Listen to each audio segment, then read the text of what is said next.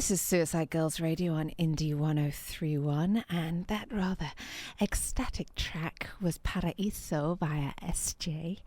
And we have some very special guests in the studio. I have my very, very, very good friend Jen Friel, who is the lady behind the website Talk Nerdy to Me Lover. She is somewhat of a sort of an OK Cupid protege. And she actually did a social experiment where she went on 103 dates in 9 months and blogged about it, and also set off on a journey where she couch surfed and traded favors in social media with a budget of $10 for the whole time. And that sort of set her off on a journey of exploration that exists on her website, Talk Nerdy to Me Lover, which is basically an experiment in life casting, because Jen's entire life is a work of art. And it is also now a stage show, The Dirty Truth About Nerdy Girls. Welcome, Jen. Thank you so much for coming in. Thank you so much. My goodness, what an amazing introduction. And since we're talking about dating, I wanted to bring my good friend in, Jason, who is a man about town and a friend of Neil Strauss's. So I thought that way we would have the other side of the coin. We would get the male experience along with your your uniquely female experience. So I guess first of all, fill in the gaps. What didn't I explain about your online existence and who you are and what you do? You're amazing. That was quite the phenomenal intro. Thank you so much, and thank you so much for having me too. This is such an honor. But yeah, I'm a life caster and corporate sponsored minimalist. So I basically document my life across the workable elements of social media at any time. You can find out where I am on Foursquare. You can sort of, talk to me on Twitter in real time. And then, I sort of screenshot everything and tell the whole story of it on the site every day. We have 70 writers and just a bunch of really nerdy people, like telling the stories of their life and just having a lot of fun. And there's nothing you don't document. I mean, everything. When your headboard is making dents in the wall behind it, I know about it. And also, too, how far my bed has moved from the wall and everything in between. But, it's been quite an amazing experience, too. I now work with a modern-day shaman. I had a dating coach for a while. So it's really just genuinely, I'm on this, ferocious mission to better myself. It's not for, titillation. It's not for, bragging rights on, look how many people I slept with. It's more just about this little journey that I'm on, and I'm just fascinated by documenting and sort of learning my state of consciousness to sort of, again, better myself. So you recently did an article for Suicide Girls that was sort of the tips for how to set out your OkCupid file. Yes. And I guess this is key because most of your online dates have been through OkCupid. Yeah. So I guess the first question is, why OkCupid?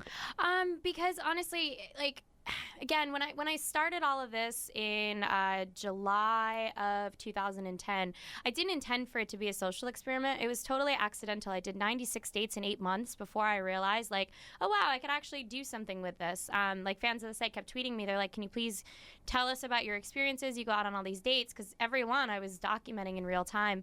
So that's sort of how it started. And I picked OkCupid because I was like, there's so many nerdy boys on there. It was kind of quieter. So I was like, statistically speaking, I'm bettering my odds of putting up a profile there and being able to actually find a guy that I'm looking for than on Match or eHarmony. And I was fascinated by their matching algorithm, and I wanted to test it and see if it would work, because I was just so sick of dating the douchey guys. I was like, okay, fine, let's use math to get me dates. That's all I want, math. So given you went on 96 dates, yes, it's not a very good site then. It is. The statistics break down like this. There were 103 dates, 11 second dates, 6 guys I slept with, 4 guys I wanted more from. The only 4 that I wanted more from were all emotionally unavailable. So all actually dating taught me about was the fact that life is reflective, and that what you're interested in someone, is just a reflection of you. So that was pretty much my bottom line and all that. I think the matching algorithm's amazing. I just went out on a date a couple weeks ago with a guy I was 94% enemy with, and it was literally a horrible date. It was wretched. But I just sort of had to, work on myself and do a lot of self-work in the last year. And did you think that you break the numbers down very well there? Do you think any of it was your own barriers, maybe? Or Oh, your own, 100%. No, the entire thing, and that's what I wrote at the end of the thesis, was life is reflective. This is all about something that I need to work on in myself. Like, I'm sure a lot of, women in the space can relate to when you're running a business. Try to get, anyone to get your attention for more than, 5 minutes, and you're just like screaming because you're just like, it's too much attention. So, I sort of had to, again, I spent the last year working with a shaman and working with a dating coach, and just, and worked on my own self issues. Now, it's interesting that we're actually having this conversation at this time, because I had my haircut last week, and my hairdresser was talking about her experiences on OkCupid. And she actually, there were only 2 guys that she had like a 99% match with. Yeah. And one of the guys was actually a guy that she knew at school. Mm-hmm. I mean, out of all of the people on OkCupid, there's this guy that she's like known forever. So she kind of felt that she was sort of fated to be with him. And so they tried it. It went horribly wrong. And I actually remembered that something that you'd said to me, where sometimes an overmatch is too good. So you actually ended up pulling back, and rather than going for the 99% matches, you actually favored something more of the 70% match, because you wanted a bit of mystery and a bit of difference. Yeah, it was, I forget what I wrote on it, but it was like 75. It was between like 75 and 85 is my like golden ticket, if you will, because when I started dating guys that were like in the 90s, and especially like 95 and higher, because there aren't that many, I found nomads like myself. Like, I'm a Sagittarius. I love to travel. Like, I'm just all over the place all the time, which is great. It's part of my personal legend. It's part of who I am. But I want someone who's stable so that I can come back to. Like, I don't necessarily want someone who's exactly like myself. So I had to sort of figure out where that number was, and and it's usually in the 75-85 range. How did you find that the dating score, or however OkCupid matched you up, matched, how do you put it, spark between you and your dates? That's the thing, chemist, and that's what I read in the thesis. You guys can check out Talk Nerdy Me Lover. It's just at the top, the 103 dates in 9 months. It was really interesting. The only thing that I learned about, sparks and chemistry and everything like that is that, 1, it's intangible. It can't be measured online. But 2, the way that it sort of comes to fruition is, again, from this emotional, this visceral response of this recognition of something inside of you. Like, it's this... I could spot it took me, for the first guy that was emotionally unavailable, it took me 2 weeks. The second guy only took me a week. Third guy took me 2 dates. The fourth guy I spotted on the very first date, and then just said, I'm done. I'm like, I clearly have some work I have to do. Because every time I felt the butterflies, I felt that quote unquote chemistry, but all that taught me was that I need to go and do some self-work. So you're actually saying that you need to kind of ignore the butterflies. It's hard. I think now I obviously get excited about them again, but I mean, it's been really hard. I've really had to work very, very, very hard on myself. Shout out to @realityadjacent on Twitter, my modern day shaman. I've worked so hard with him now for the last 6 months, and before that was just so conscious of starting this journey of self-exploration. But I don't think you should ignore it. I think if you're in a dating pattern and like a dating rut of you're dating really douchey guys, or you're you don't understand why you keep finding the same needy, clingy, whatever it is, insert whatever adjective, then yes, you absolutely do need to ignore those butterflies and sort of, you maybe use something like OkCupid, where it's all based on an algorithm. But again, understand that if the number's too high, you might have just found someone exactly like yourself, and what is appealing in that scenario. So I guess we should rewind, because you did a great article about how to sort of optimize your profile on OkCupid to get sort of the best results.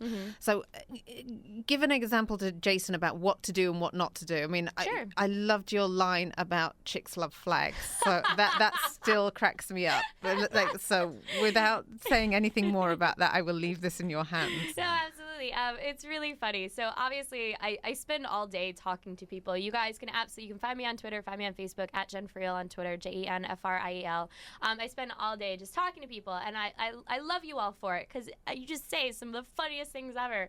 So I was talking to a friend of mine and viewing his OkCupid profile, because I also now help guys, set up their profiles and sort of, help them now with online dating.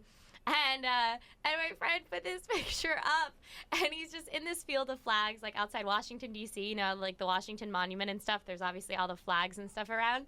So he's like, you know, dancing in this field. He's like, you know, maybe 5% of the entire picture. Couldn't see him at all. So he's like a pinhead. Totally. But in this field of flags. And I was like, you know, insert name. I was like, what made you pick this picture? And he's like, oh, because chicks dig flags.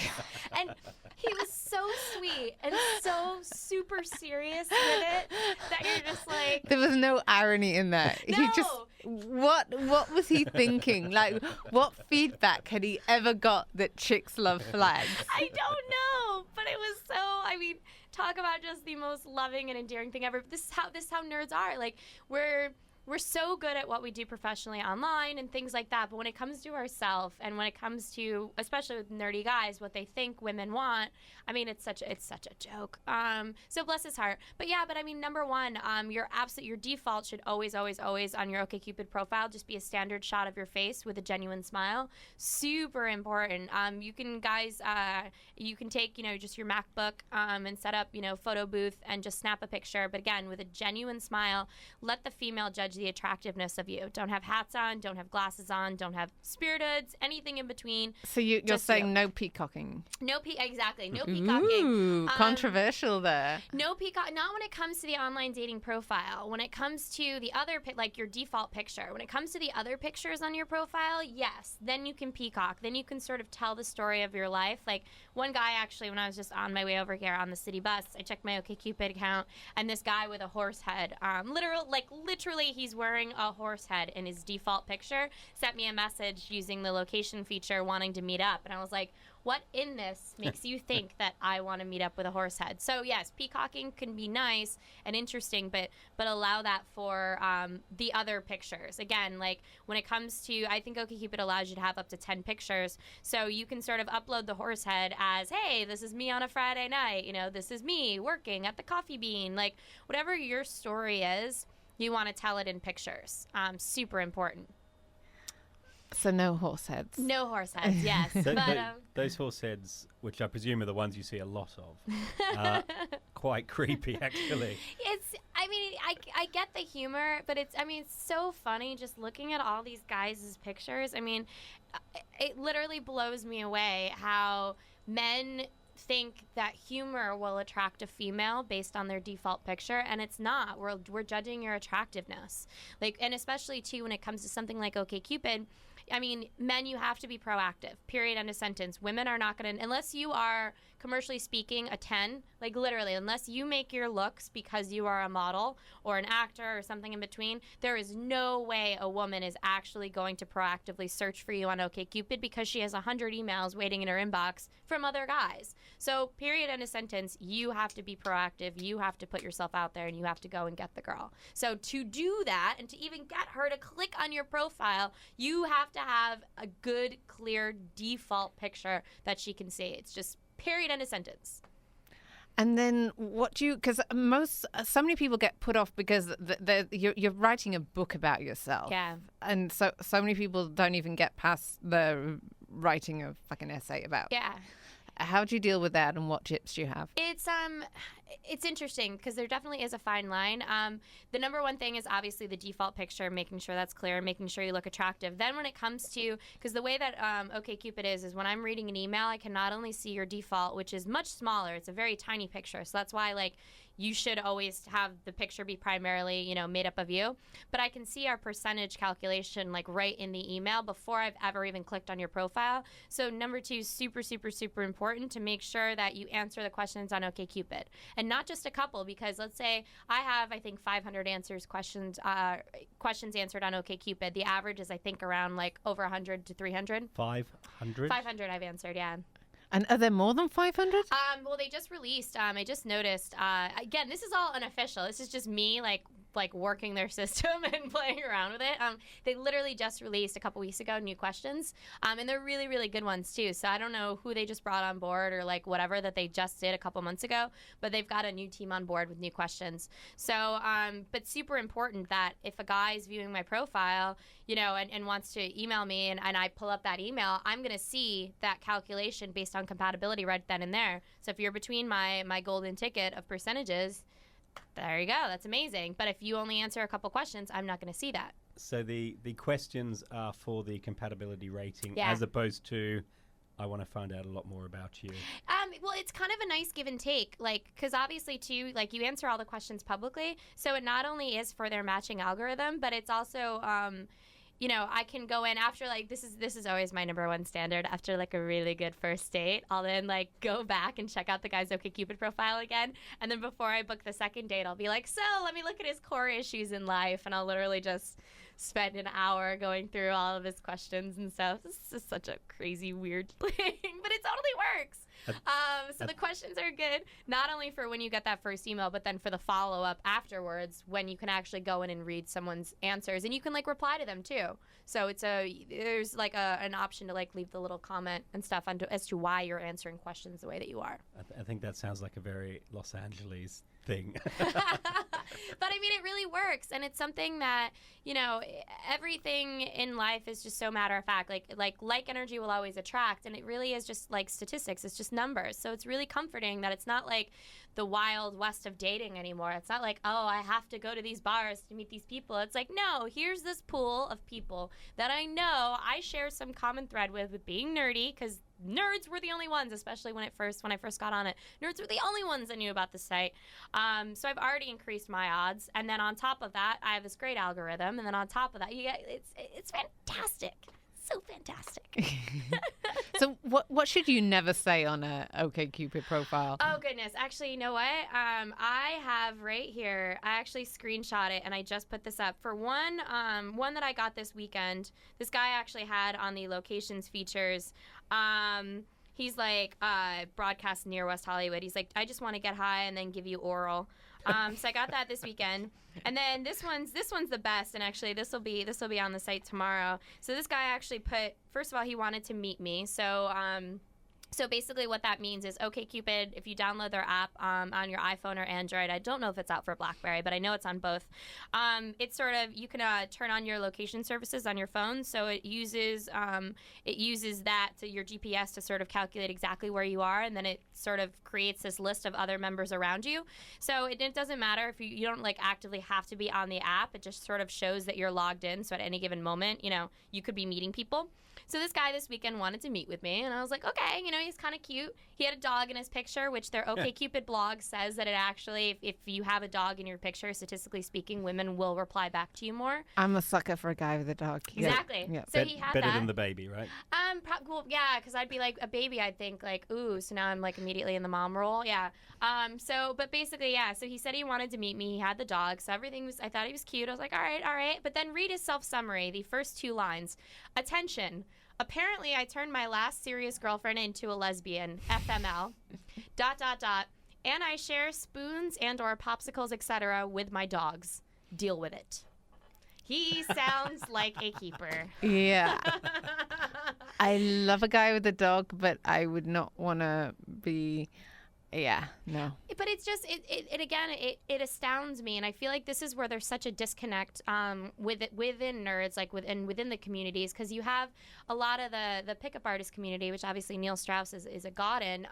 You have that environment, and these guys are sitting there looking for girlfriends and looking to understand how to date women. But it's interesting, in the PUA community, what they're taught is how to bed women. They're not necessarily taught, how to develop these skills and things like that. They're just taught, how to break down attraction and build that out. And it's great with something like OKC, because it's magnified even more. Then you see all these nerdy guys who are just like, chick stick flags, and who would have ever thought that would be okay to put attention? I turned my last serious girlfriend into a lesbian. It's like, what are you guys thinking? Like, what is going on? Like, come on, man. Well, a lot of the time, I guess, the stuff that works is counterintuitive. Absolutely. But, yeah, I'm not sure he's on the right track there. Yeah, and I mean, it's one of these things too where, anyone who's ever called themselves a quote-unquote dating expert, relationship blogger, anything in between will again tell you over and over and over again that all dating is reflective. That's just period, end of sentence. We've all sort of come independently at this finding that everything sort of, when it comes to dating, is all about you. So the more, again, that you can better yourself at any capacity, I feel like we should all be bettering ourselves every day anyway, but in any capacity. Right, super important. If you touched on it earlier, if someone says like I always meet guys that are this kind of guy, Yep. or always meet guys that are that kind of guy, if you're always doing that and you're attracting those kind of people to your life, you've actually got to look at the common thread, which is you, and Yep. figure out what you're doing wrong and what messages you're sending out. For sure. And that was actually, I think tip number 3 or tip number 4 in the article. Tip number 3 was basically be cautious of your username. It's like so many times I'll see someone with, the crazy magnet or, horny mofo 6969, likes to humps dogs, like all these things. I mean, that's women look at these things. We very genuinely do. That's one of the first things I always look at is someone's username once I viewed their profile. Can you give me some feedback on my username? Ooh, am I allowed to know it? This is great. Yeah, absolutely. Because What is I'm on a site in England, Okay. not here. Okay, I just wanted to make sure. Yeah. Dr. Gonzo. Doctor, oh, that's cute. I like Gonzo. But okay, so you've Yeah. taken it as a Muppet thing. Yeah. Oh, yeah. Okay, it wasn't intended as that at all. How was it intended? It's a reference to Fear and Loathing. All right, in Las Vegas. Gonzo journalism and all of that. Well, no, Okay. Dr. Gonzo is one of the characters. But Yeah. I right, think so of, I'm like, attracting Muppets. people who like the Muppets. Yeah, Right, for sure. okay. Well, maybe not necessarily. Yeah, obviously. But no, I feel like from an American perspective, yeah, that would still be it. But I think, yeah, it's so incredibly, incredibly, incredibly important to be cautious of everything that you're putting out there and that representation of sense of self, which comes with the username. These are all really simple tricks, but it's like we're watching, and anytime I see, again, crazy horny mofo, likes to hump inanimate objects and animals, like you run. But it's so funny how many times a day you will see that. I think you just want interesting but not a weirdo.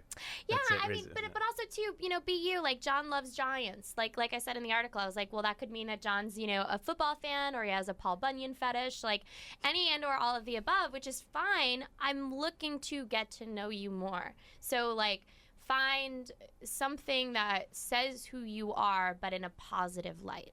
Always stay positive when it comes to online dating, and don't leave any of the negativity of, FMLing my last girlfriend, anything in between. Like, leave all of that BS at the door. I don't need to know about your last girlfriend. What's FM? Oh, fuck my life.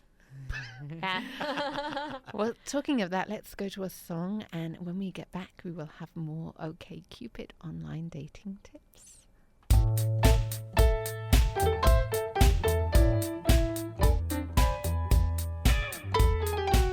Well, why did God make a man so different from a woman? It's just led to lots of pain and misunderstanding. Well, sometimes I wish I were asexual. I hate hurting females and being called an asshole. Now I've got 2 sisters and I want them to be happy, so I wouldn't want them to end up with guys like me. It's just crazy making, 'cause they wanna gotta hold them, but we're just obsessed with pollinating, and it just leads to suffering and hating. Girl problems, and it ain't seeming like we'll solve them. We got girl problems. Now it seems that God played a cruel trick. Every guy wants to sick his dick, and every chick but chicks just seem to want nothing but relationships, and chicks only seem to like dicks, and it doesn't hurt if a dick's rich, and the other guys who don't get picked have to sit home playing with their own pricks. Girl problems, and it ain't seeming like we'll solve them. We got girl problems. Why can't we just have fun and say goodnight? Why we always gotta have some kind of fight? Don't you think that we should keep it light? Alright? Can't go out with teenagers 'cause they're very flaky. Must avoid the 26-year-olds 'cause they're looking to get married. Can't pile around with 30-somethings 'cause they wanna have babies, and you can't can't go near the hot ones cause they're way too crazy. And you should be careful around the uglies cause they can be so needy. And you can't go out with smart ones cause they've all got advanced degrees.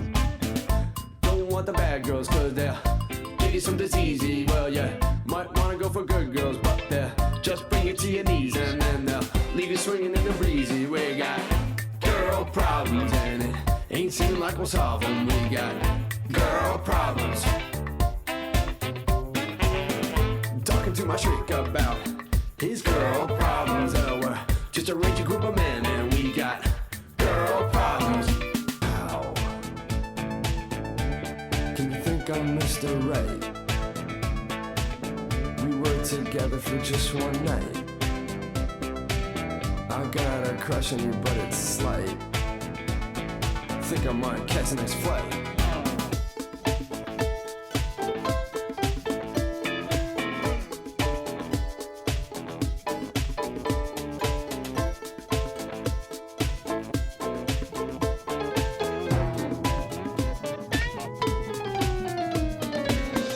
Maybe when I'm old and lonely and I stop wanting to bone all the females that I see, I'll meet some old lady and we'll settle down and finally be happy.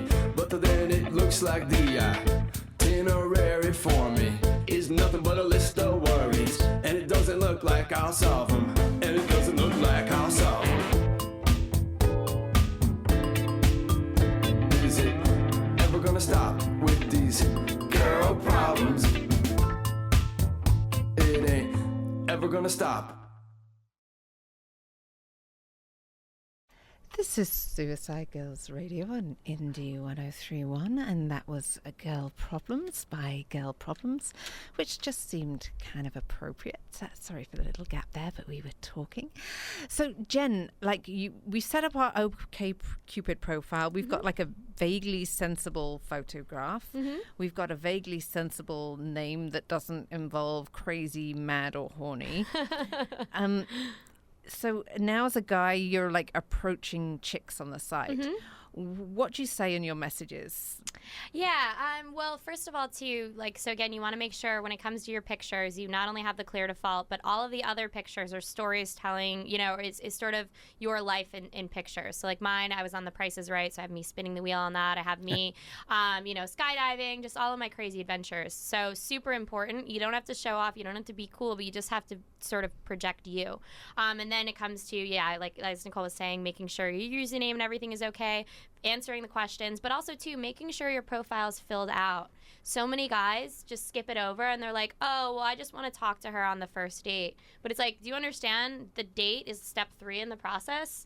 You are not even at step 1 yet. What are you doing? So super, super, super important to make sure that your profile is filled out. It's not too wordy. I don't need to know about a book about you. But just needs to be, to the point, direct, but honest on, who you are, what you're about, what you're looking for, period, and a sentence. Do you think those things differ for men and for women? Yeah, I mean, it depends. Like, I think men and women are exactly the same as when it comes to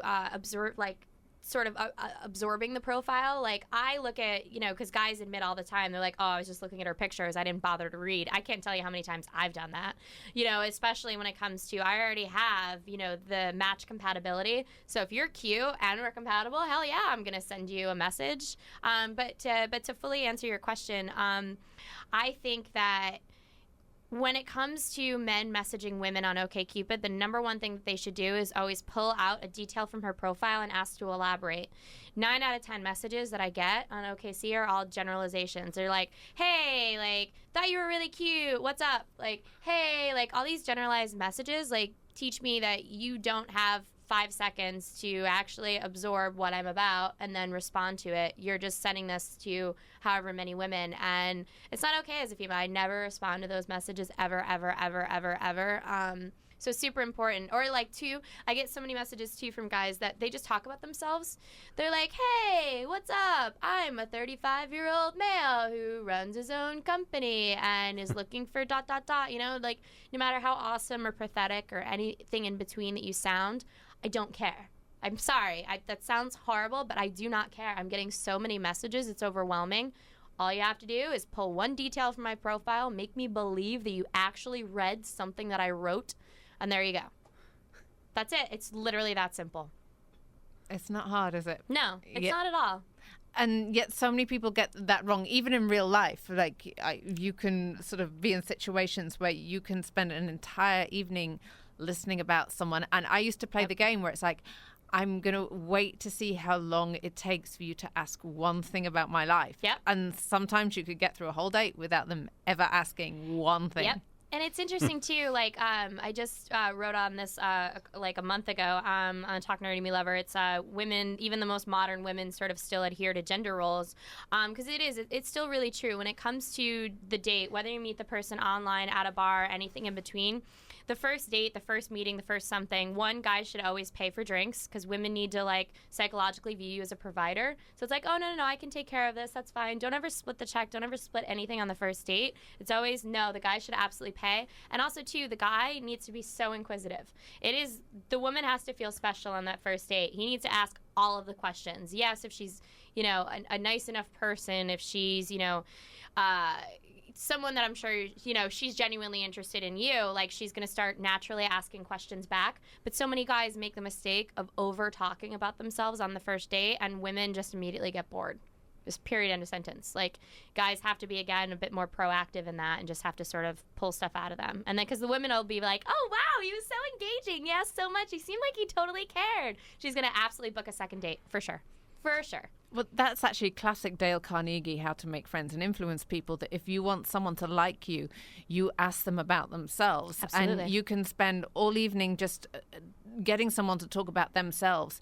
And the irony is, without them realizing it, at the end of the evening, they'll just think they've had a fabulous time because people like talking about themselves, and people like to feel that someone's interested in them. Yep. We're all phenomenally insular beings. I've actually, my next thesis, I'm going to be writing about the fact that I've taken the city bus for 500 days, which is really difficult to do in Los Angeles, but I kind of found it to be quite the little adventure. So I've been people watching during that time, and I can't even begin to tell you, like, it's fascinating to watch, especially on something like the city bus. We know we're in our own heads. We know we only hear our own inner monologue and everything in between, but to sort of watch the representation of that on the city bus is phenomenal. Everyone is just in this zone. We are all in our own heads. So those same people are out at restaurants. We're on dates. We're XYZ. That's exactly it. This is a constant in human nature, that we are insular beings. So are you meeting people outside of OkCupid, or are you getting, like, so focused on OkCupid that you don't even, like, see the possibilities within the real world? I am. I mean, I've disconnected a lot in the last year. Obviously, as anyone else who runs a business can understand, like, you get so hyper-focused on what you're doing, you can't not.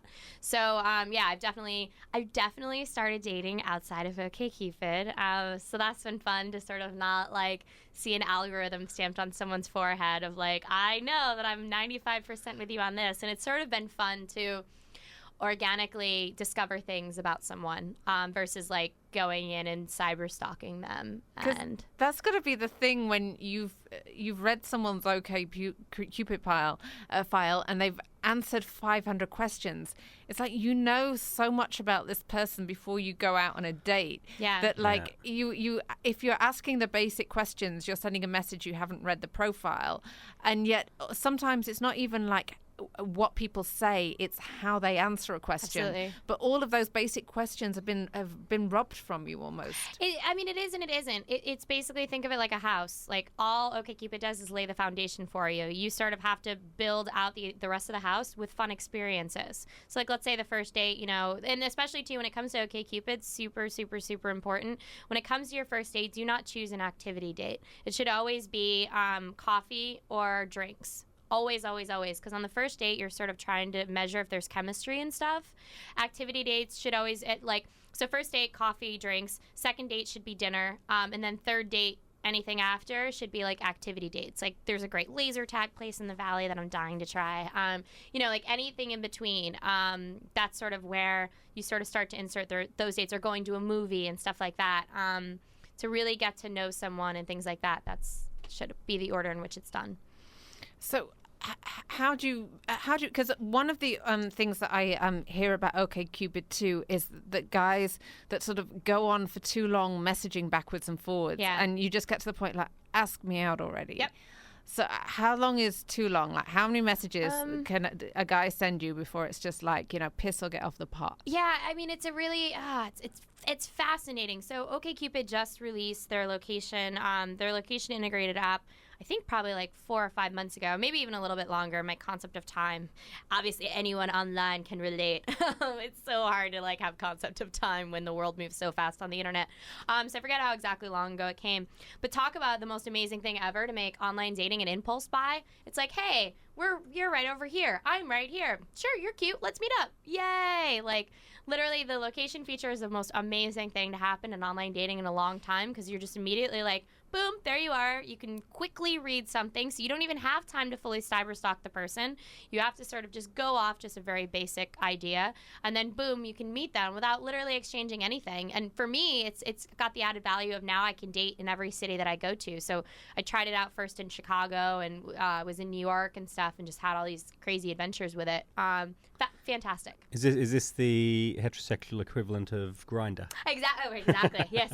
I've had a lot of people related to that. Grindr? Grindr is basically just all of that, but for the gay community. Is it New York or London? I think no. It's I've known friends that have used it in New York. I didn't know if it was. It was definitely big in London. Okay, yeah. It's also big in New York. But as far as so to go back to answer your question, so when it comes to that and asking someone out, any sort of location-based feature, just do it. Everyone, you don't even have to send a message. You could just be like, oh, they want to meet you. Boom, boom. Like, it's really, really, really simple. But when it comes to traditional, like, I'm on their web application, I'm viewing their stuff, online, in a traditional format. Honestly, anything more than 2 messages is overkill, because like if you send the first message and it says something engaging, you're picking up on my profile, you're asking me to elaborate, you're opening up the conversation. So then I'm going to respond and say, yes, I did do ... And he's like, great, I like ... Let's meet up for a drink. Sure, don't mess it up. You've already gotten me to respond. You are 90% of the way there. Do not mess this up. Your next response should be closing. Go for it. Say yes. Let's do this. I see. I always go for 4 or 5 messages, and it's way forward too or long. backwards. I am not interested in you. I'm not interested in you at all if I'm going to wait that long. Well, that always gets the date. Really? Don't you have to build up a little bit of rapport before you? I think that that's maybe a cultural thing, because you're dating in England, where we're a little bit more reticent. And especially, and maybe this is more of a personalized thing in Los Angeles. Like I've tried to date in as many cities as I could to sort of understand, because again, I travel so much, but I'm trying to get out of the big city mentality. In Los Angeles, and especially sort of tech females, we're very much just like go-getters, hustlers. We're very driven. So it's like after 3 emails, are you kidding me? I would put a gun to my head and be like, why are we still talking? Like, no, let's go right now. Like, what are you doing? There's 86,400 seconds in this day. I can give you, 1,000 of them. Like, let's go. I'm interested in the location services you were talking about. It's really cool. Because in the Grindr app, which I think possibly they sold or they downloaded 1 million of them or something like that. It was a massive success, all due to the gay community.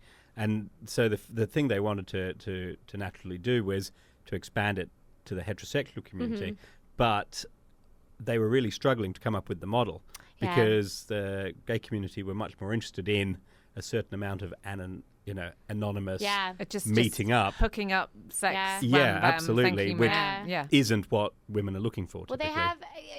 It's really interesting. For one, I know they have a website called Adult Friend Finder. I've never actually used any of these services for booty calls, so I can't talk about the caliber of people that are on there or anything in between. And I know the swinging community has a bunch of stuff on that as well, to just sort of meet up for the anonymous sex. I feel like people use OkCupid for that, to be honest with you. Like, they're still, hi, let's get high and let me go down on you. And, give you oral, like I was saying earlier. I can't tell you how many times I've seen that message. And I've messaged those guys and asked them, I'm like, so does this really work? And, they'll get, I remember one guy actually really broke it down for me. He's like, I get normally 7 views of each profile. And then out of that, I'll at least get 1 or 2 replies.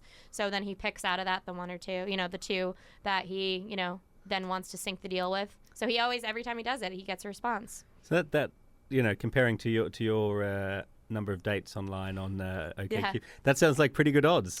Yeah, I mean, but honestly too, it surprised me. I'm not in relationships often. I'm 27 years old, but I'm definitely not a relationship type of person, and well, I'm not in the past. Now I am, but anyway, it really shocked me that I only slept with 6 people during that time. I actually very genuinely thought the number would have been a lot higher.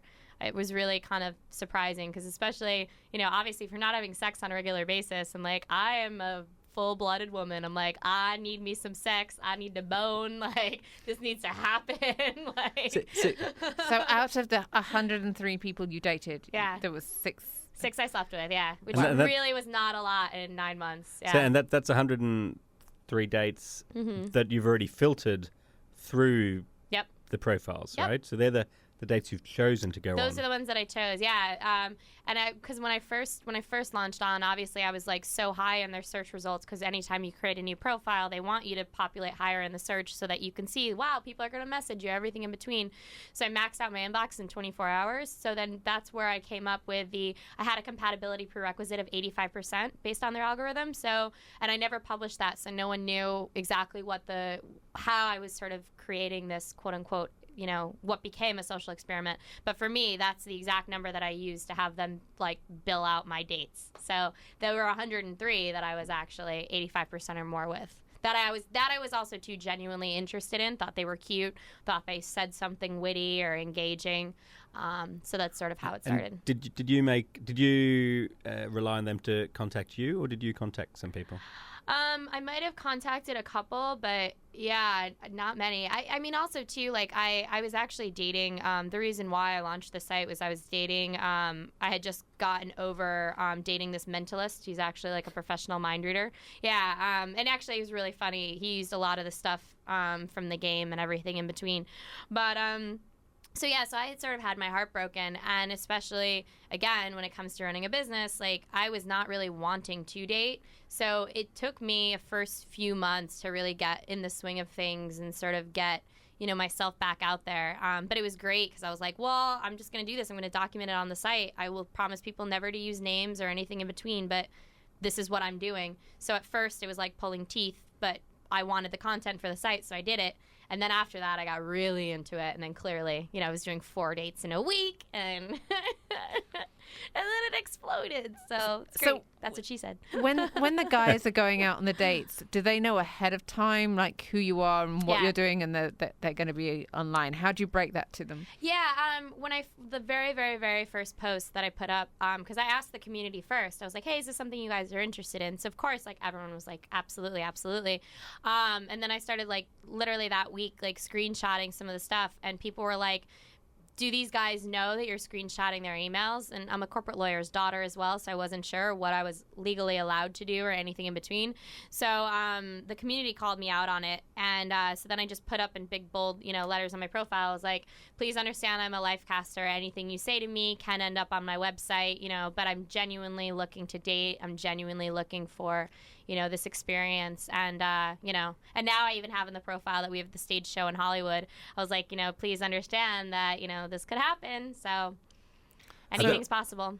I think that definitely compromises the results, doesn't it? It absolutely does. But I mean, then it makes it even worse, because it's like, then what? I have to explain to guys what I do. I'm a life caster. Like, if you are in my life in any capacity, I'm writing about you. I'm sorry. Like, I've written about my parents. I've written about, family crap and everything in between, down to my close friends, down to everything.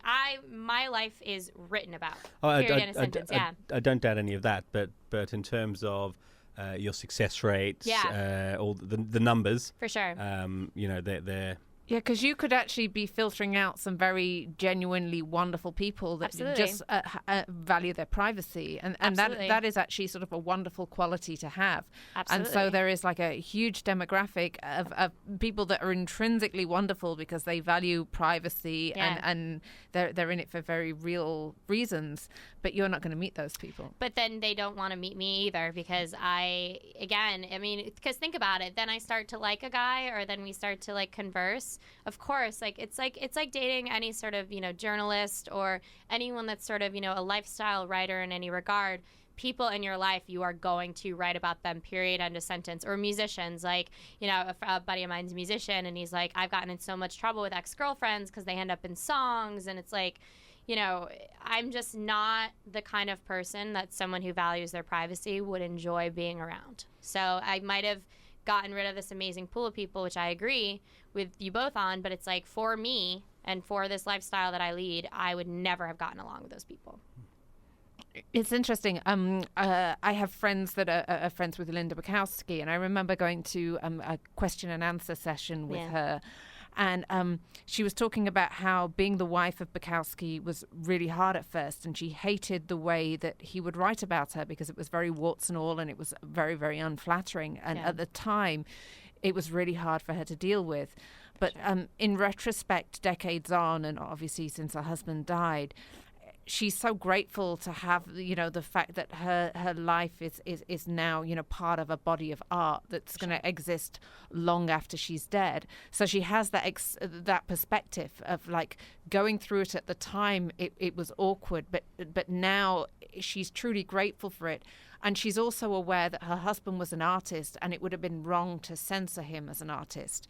And you have to be like, as difficult as it is and as emotionally taxing as it is, if you're going to date an artist, period, then you have to be prepared for your partner to express what's going on in their sort of artistic form of choice. Abso-freaking-lutely. So yeah, I don't, and I say all the time, I'm like, I know that it's not easy sort of, dating someone like me who's sort of, in this sort of public, realm, but at the same time, it's so rewarding for me. I mean, just to be able to, I wake up literally every single morning to just so many emails of people just saying, thank you so much. Like, this date that you went on, like, ... however long ago, like, I had this experience and now I understand what it was like and everything like that. Like, I'm so freakishly frank and candid and honest that to me, the value add has just been just the amazing people that just reach out and say, thank you so much. I was so confused.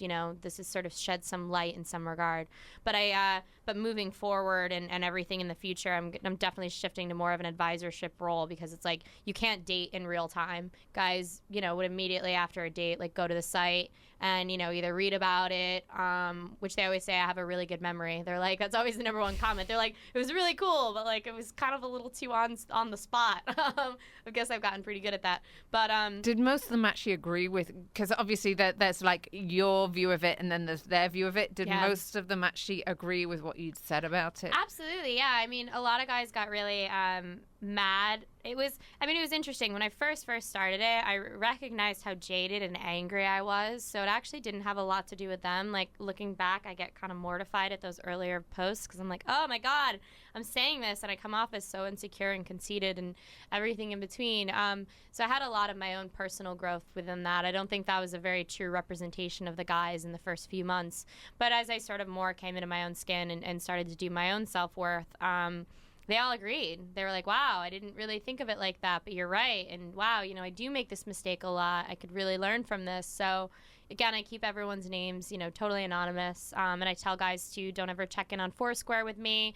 Don't tweet about the date. I had one guy actually, we were at Saddle Ranch, and this was earlier this year, and he was an hour late to the date. And after I have a rule, after 20 minutes, you've now given me liberty to live tweet any of my experiences because I'm waiting for you. So I'm like, I have to do something.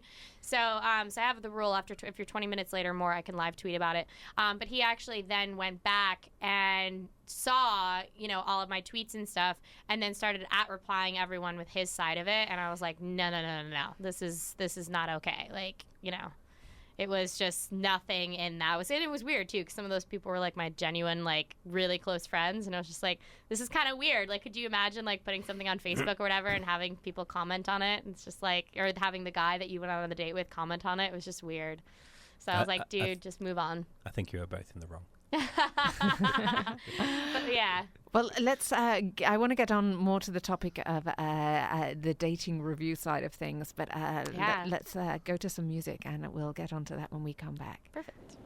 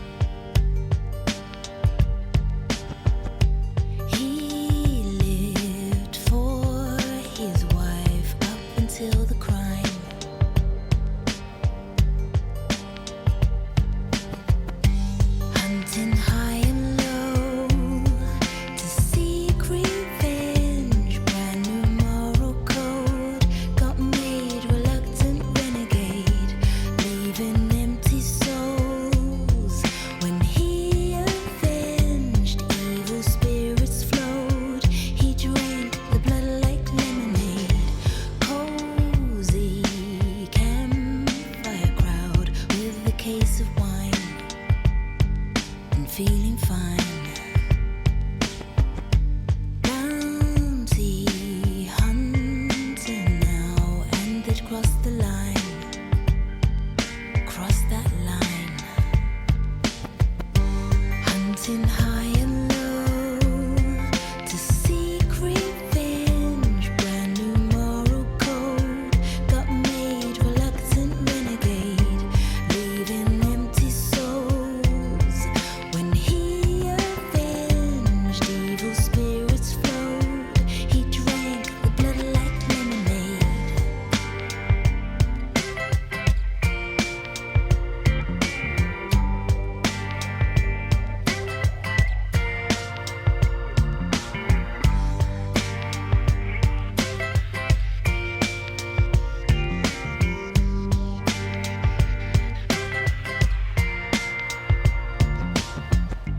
In a border town down in Mexico, they let him go. Law and order now, 'cause he runs the show. So now you know. Hunting high and low, exact revenge. Brand new moral code got made. Reluctant renegade, leaving empty souls. When he avenged, evil spirits flowed. He drank the blood like lemonade. Hunting high and low, exact revenge. Brand new moral code got made. Reluctant renegade, leaving empty souls. When he avenged, evil spirits flowed. He drank the blood like lemonade. He drank the blood like lemonade. He drank the blood like lemonade. He drank the blood like lemonade.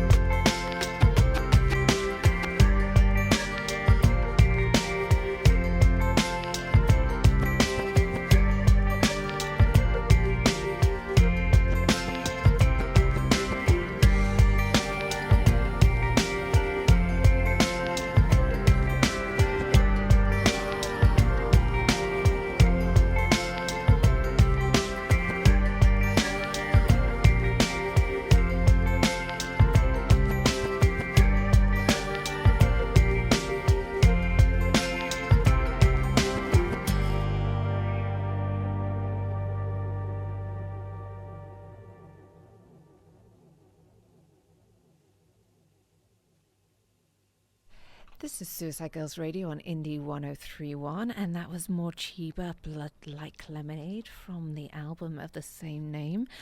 This is Nicole Powers, Suicide Girls managing editor, and I am in studio with my friend Jen Friel of the website Talk Nerdy to Me Lover, and she is somewhat of an accidental online dating expert due to her OkCupid exploits. And I also have my friend Jason in studio, so that we have the male perspective on things. And before the musical break, we kind of sort of started touching on an area because Jen is obviously a live caster.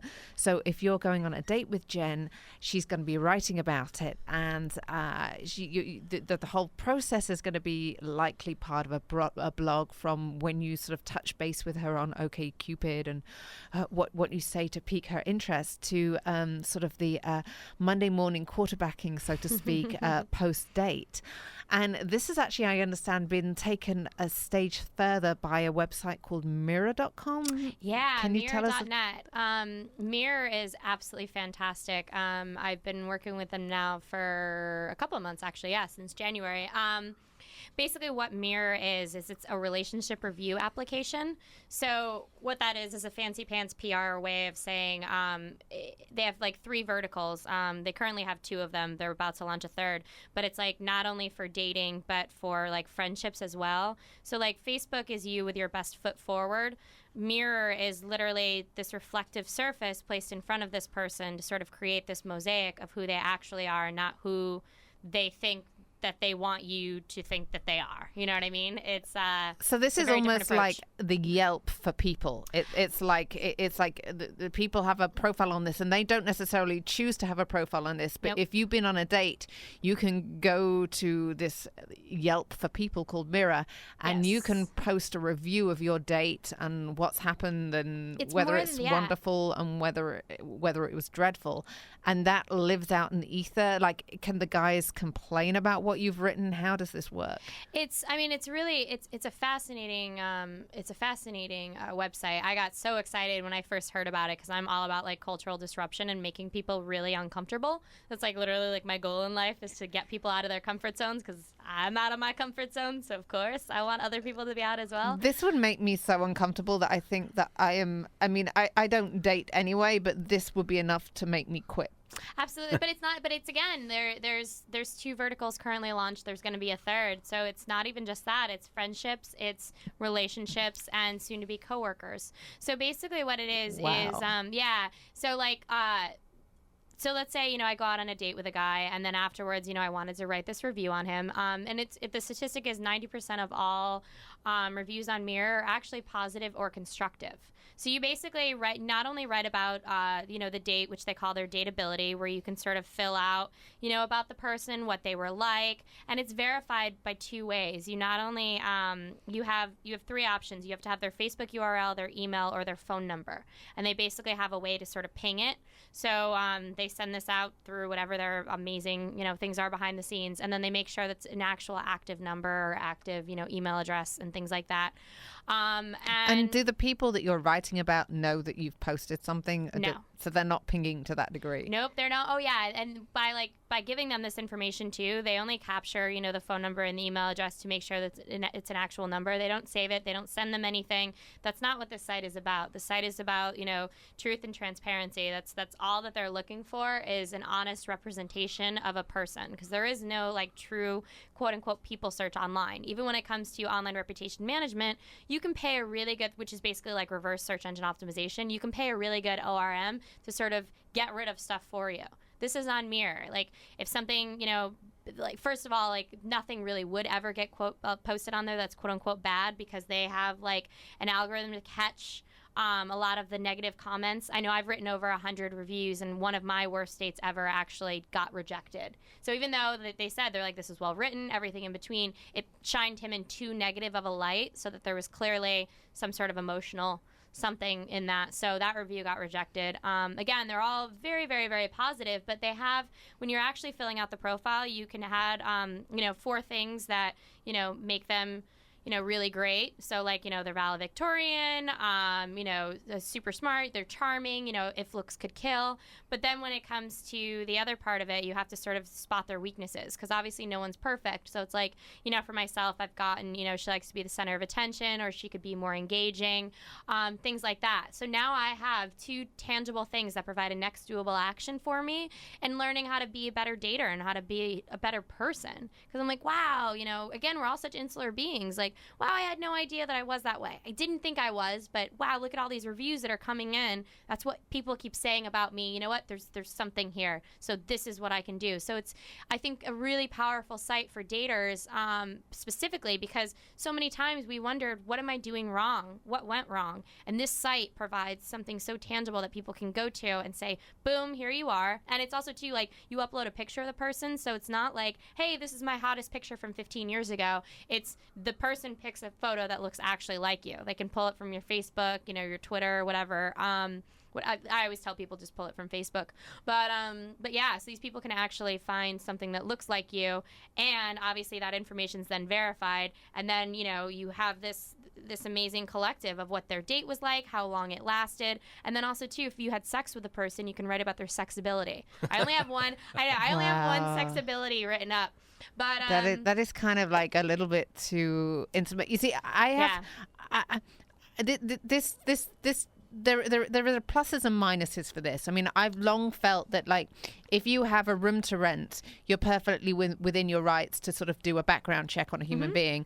But going out on a date and potentially have forming a relationship with a person and having sex, there's nothing that you can legitimately do. Even sort of like, Googling someone feels vaguely creepy and cyber stalky. There's nothing that's really socially acceptable to do any kind of background check on someone. So that kind of level, I would value a site like this. But then the flip side of that is obviously that it comes back on you. And if I was out on a date, especially if it was someone that I didn't know and I hadn't had the process of building trust, it would make me question everything that I said before it came out of my mouth. Not that I'm an evil person or anything, but I would just be so nervous that anything that like accidentally came out would all of a sudden be taken in the wrong way and be forever listed online.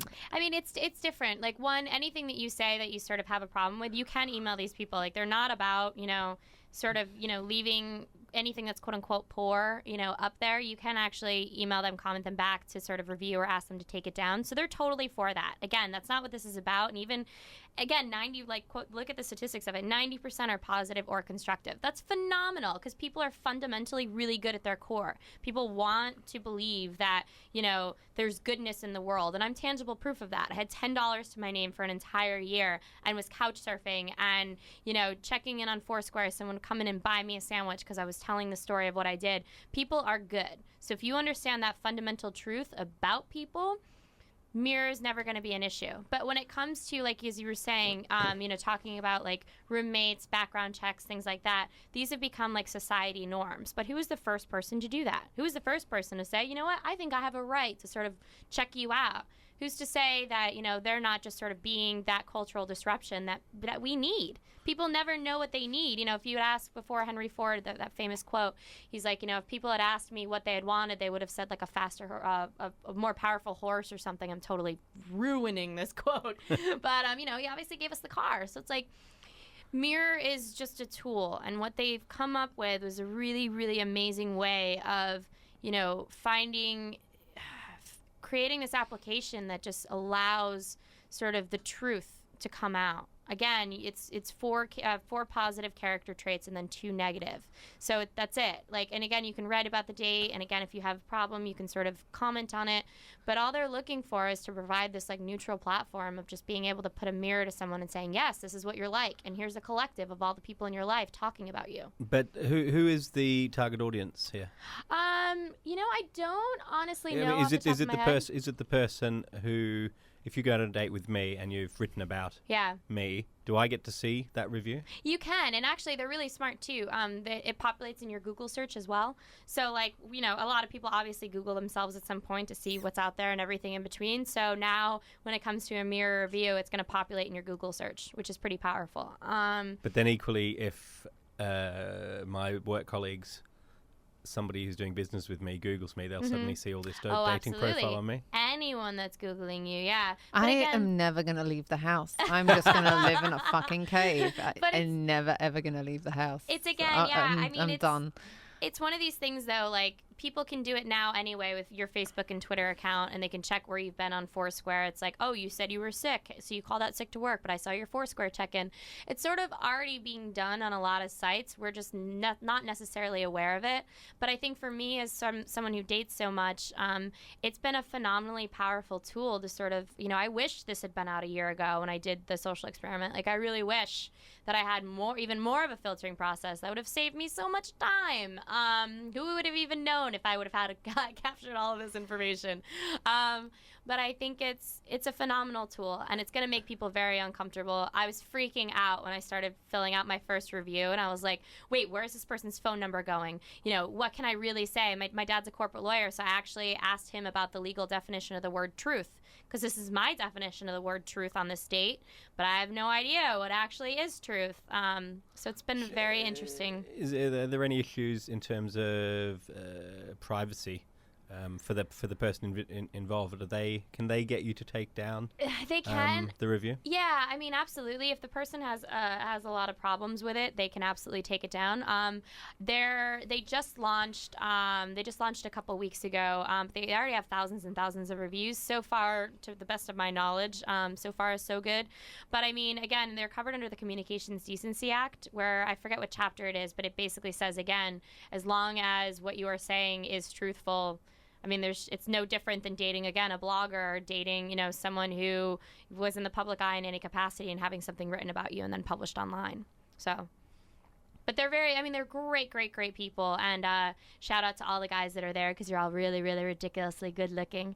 But, but you know, these are priorities. I think they need to have a look in the mirror. Exactly. Dun-dun-dun. So did they reach out to you to sort of get involved in this? Yeah, it was really interesting. I sort of found out about them like on Craigslist, and there was no real like info on what they were. They were so sort of hush-hush about it, but they were looking for relationship bloggers. And it's funny, I don't at all consider myself a relationship blogger, but obviously we talk about nerd, sex, and tech, so it kind of makes sense.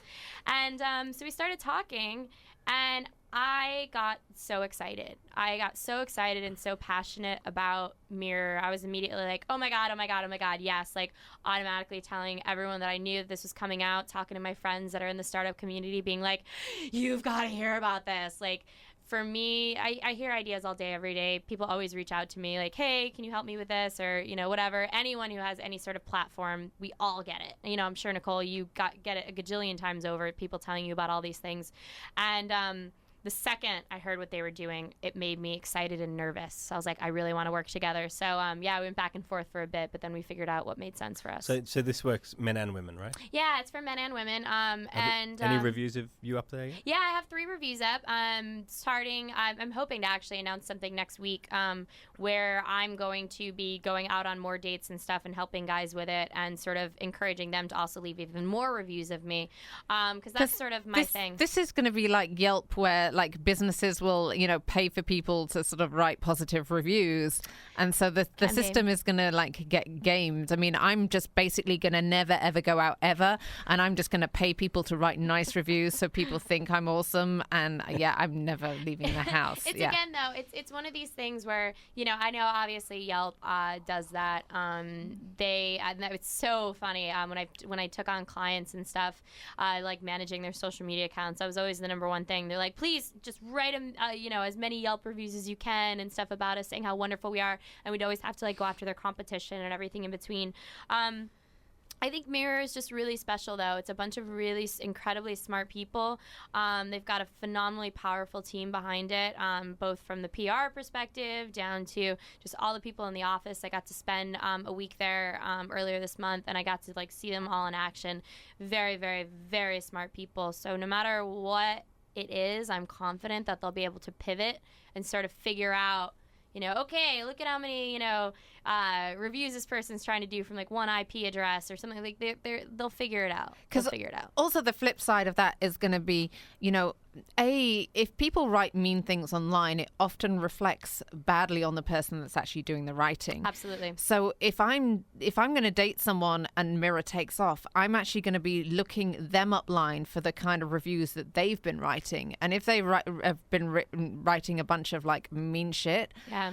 It then goes back to the common thread of like, if you don't like all of these people and there's like a common thread of what you don't like about them, then there's something wrong with you, or there's something about you that's attracting those people. And so it actually goes back to you not having sorted out your own shit and not having dealt with your own demons. Yep. It's super important to understand about Mirror. You write all these reviews anonymously, so you can sort of You see, I don't think that's fair. I honestly I don't think. I think that if you're writing about a person and that person is being named, I don't think that you should get to write it anonymously. I think that's wrong. I think that if you're saying something about someone else, then you should have the balls to, because it's such a personal thing to write about a date. You're already like expressing a vulnerability just by being on a date with someone. So if you're going to write a review, I really don't think it's fair that the person that's writing the review is doing it anonymously. I think it has to be a two-way street. I totally agree with what you're saying, and I was sort of in that same boat to begin with, but I feel like that's how they're setting the foundation to allow this truth to come through, because people will be so much more truthful in everything. Like, again, people, one, as long as you believe, fundamentally speaking, people are good at their core, you'll understand Mirror. And also, two, the anonymous feature of it allows people to speak from the heart and allows them to really just be brutally honest in a lot of regards. And again, even in that brutal honesty, 90% of it is positive or constructive. That's huge. So people are just genuinely wanting to give their opinion, but the second that they have to attach their name to it, it loses the value. I'm curious as to if this takes off. Surely the dating websites will integrate something similar into the existing websites. Yeah, I mean, I can only imagine. I literally cannot even begin to express. I don't get scared of anything ever. Anything online, I'm just like, yeah, it's fine. Like, I post about my sex life. Like, literally, there is nothing more. And I've posted about getting caught with sex toys at LAX. Like, I mean, literally anything and anything in between I've written about, published online. This website scared the crap out of me because I was like, oh my goodness, this is going to be huge. And it's so culturally disruptive. So, yes, I'm sure as far as, Mirror in 5 years, it'll be integrated into a lot of things, and not only just dating sites, but in potentially, roommate searches and, in office jobs, because it's like, again, they're going to launch a vertical for coworkers and stuff so people can see what you're really like. How many stars do you think you'd get? I don't know. I like to think I'm a good person. It's going to be like eBay, where like you know how on eBay you don't buy something. They rate the seller, and it's like you're not even going to be able to get a date unless you've got your like ratings up there. Exactly. Well, and that's another thing too. I always get so spooked by people that say that they don't have a Facebook account. It's like literally like not having a phone number. People like that have always scared me, because it's like I'm really good at finding anyone. I can, obviously any nerd can. We can find anyone, anywhere, anytime. You've left some digital footprint somewhere, like since the day you were born. Like we can absolutely find you. So it always makes me nervous, the lack of presence, because like, what are you hiding? You are going to be the kinkiest mofo. Not even like in a fun kinky way, like in a Buffalo Bill style, like I might actually be like hung up in a closet somewhere, just you don't want to know. Or they also too, they have another identity. They've given you that name, but I'm really married, and I just don't want you to see my Facebook. So surely with big red flag. Popularity of Facebook now, that's quite a lot of backlash absolutely. against that. So people, I know plenty of people who a couple who don't want to be part of that anymore. But that is, I mean, I sort of have mixed feelings about Facebook, but it is a red flag for me that if I meet someone and they don't want to be Facebook friends, I'm figuring out that there is something they're hiding. They're likely somewhat of a Lothario, and they can't afford to have like too many like friends show up as like, I've made friends with this person, I've made friends with that person, and all of a sudden you realize that you're Facebook friends with like 3 of the people that they've like dated in the past 2 weeks. So I like a certain level of anonymity, and so I'm not up for like posting dating statuses up there, but there is a bit of a red flag if someone doesn't want to be my Facebook friend, because then I'm like, well, there is a reason for that. There is a reason why you don't want to have like, Well, that's because they're trying to impress you, Nicole, and then maybe they've got some compromising pictures on their Facebook. No, it's true in a certain regard, but it's also like, I can't even begin to tell you how connected we all are. I mean, this guy just a couple months ago was in India for a friend's wedding, and he was taking pictures of, this wedding or whatever, and went on Facebook to upload and everything in between, and he just happened to have this great conversation with the cab driver, and, I guess they swapped Facebook accounts or something, and he's like, then I went to go view his profile. He goes, we have one mutual friend in common. It was you. So here I am, this fan of the site's reaching out, like, of all the people in the world well, of course, in India, the site would be bigger, but it's like, of all the people in the world, like, of course I would be the mutual friend with the cab driver. we're all phenomenally connected always. We've just never some been more aware than of it. others. I mean, you're kind of like more so than Kevin Bacon. You are like the common thread in people's lives. Yeah, It's like just for nerds. But it's more. It's really, really, really interesting that just we have now tangible proof of it. Of you can see how connected you are with each person, with how many mutual friends, or Twitter does an okay job of it. They should do a better job of how many common people that you guys follow and stuff like that. I mean, we're just incredibly connected always. The world. I think they actually said it's no longer 6 degrees of separation with Facebook. It's actually 4. Mm-hmm. It's really I get like statistics. 2 max. Yeah. Pretty much like always 2 max. Yeah.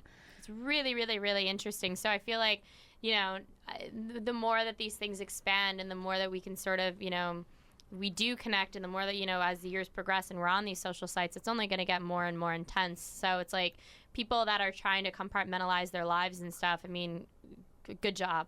Like, nice try, but it's just not going to happen. I mean, that's what I feel. It's like, I'm obviously resistant to mirror, but you can't fight change. And I mean, this is clearly the wave of the future. I'm amazed actually that someone hasn't done this sooner. Yeah, I mean, there was a college one a couple years. Like, it was funny because when I first obviously started talking with them, I wanted to like do all my research, because I'm sure anyone that understands in like running a brand, you want to make sure you're making the right decision by sort of talking with these people and aligning your energy with them. So I did a lot of research, and I found this one college thing. I think it was called like Juicy, or it had Juicy or something in it, and it was basically like kids in college would hook up and then review the hookup. It was horrible. Like that was more.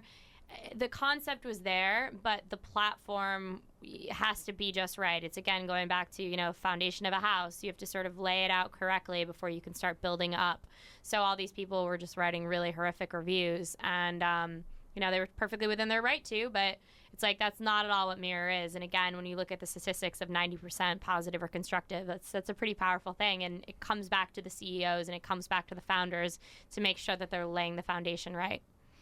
Well, we should go to some more music, and when we come back, I think we should head into the actual relationship side of dating. Ooh. So let's think about that and come back to that after the break. 3 little birds sitting on my door, still chirping when I pulled up in the Corvette. Before sex, I like a little foreplay. Laura sets in a bag of yo, don't say nothing when you leave here. I'll let you pet my ferret if he can meet your beaver. I can see me and you together, raw dog on the couch tearing up the pleather. Rubber face, ripping up the lace, panties to the side as I slide into place. Smile on her face, tears in her eyes. My daddy didn't love me, right? She cried. Girlfriend, I don't want to be a boyfriend. I just thought that we could be friends with benefits on the weekends. So baby, go, go, go. Girlfriend, I don't want to be a boyfriend. I just thought that we could be friends with benefits on the weekends. But when Monday comes, you better pack your bags and hit the road. I don't want no trouble that I can't afford. I got a daughter at home, I got a name on my neck. I don't need another baby in my life just yet. I got 99 problems and your girlfriend's one. I'm crazy in love with my sawed-off shotgun. Hand on the pump, bust the window at the pawn shop. Reach right in and got blood on my Rolex. Take me home and lick my wounds. Let me crawl back in the womb. Click, click, boom. Coming out of the tomb. Dead man walking, singing out of tune. Bad attitude, shrewd and rude. Cooler than a pack of cools. Smooth, like baby nuts. All the ladies in the club, listen up. Girlfriend, I don't want to be a boyfriend. I just thought that we could be friends with benefits on the weekends. So baby, go, go, go. Girlfriend, I don't want to be a boyfriend.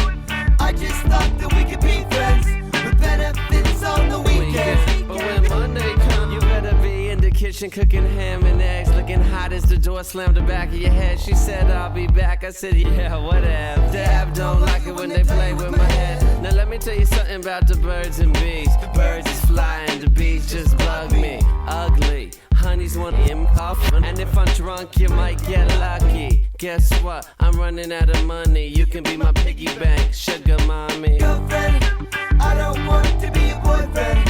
I just thought that we could be friends with benefits on the weekends. So baby, go, go, go. Girlfriend, I don't want to be a boyfriend.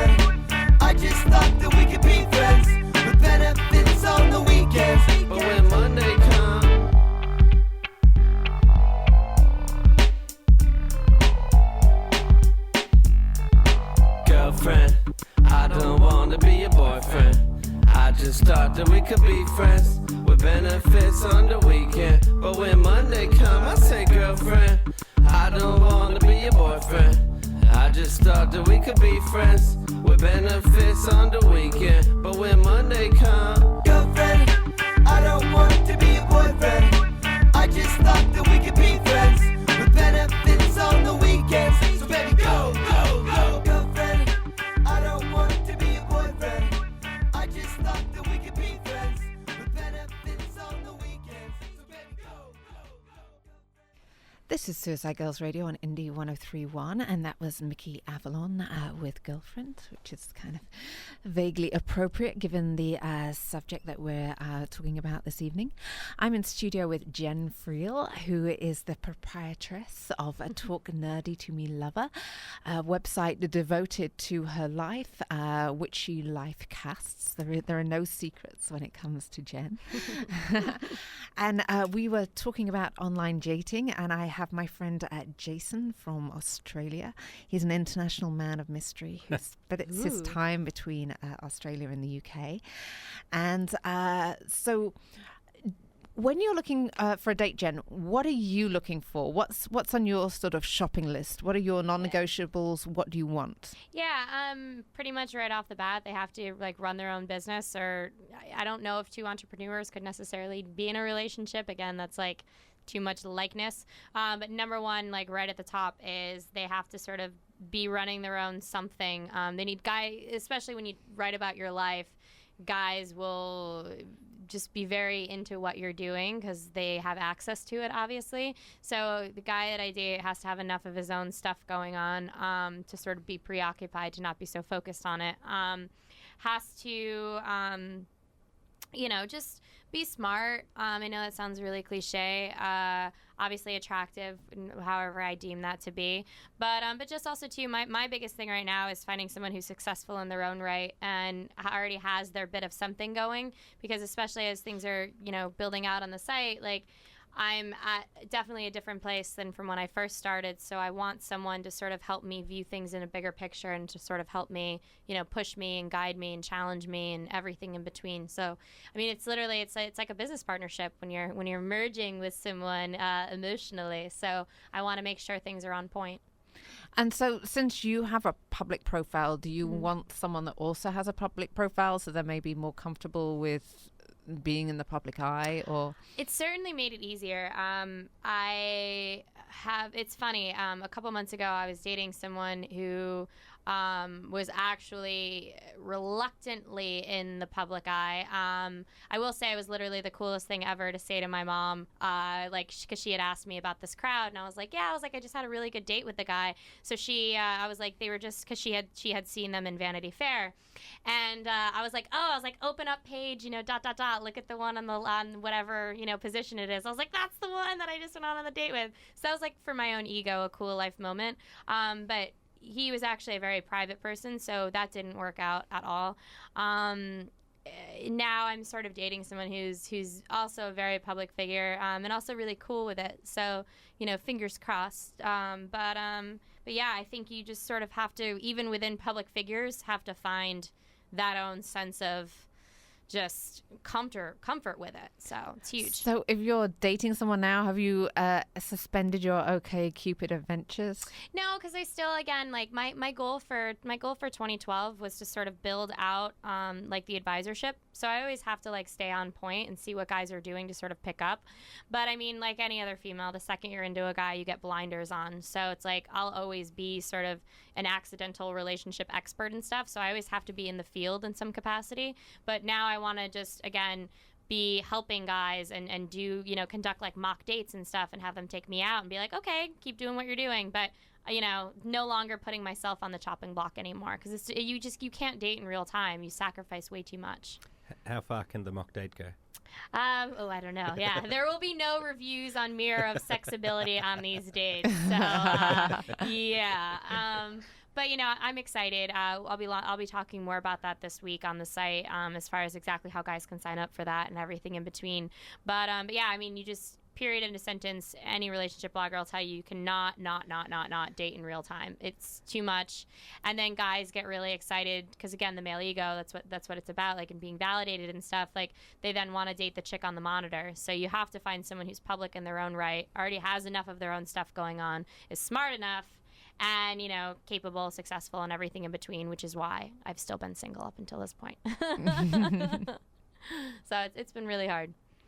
So ultimately, what are you looking for? Are you looking for sort of marriage and the white picket fence? Oh my God, absolutely, yeah. I mean, my goal this year, I'm very, I've been for the first time so very conscious of, you know, a relationship, which has been huge for me because I'm such a lone wolf. I've never really wanted that addressed, but that's what I've been working on for the last year, my own emotional unavailability and my own intimacy issues and stuff like that.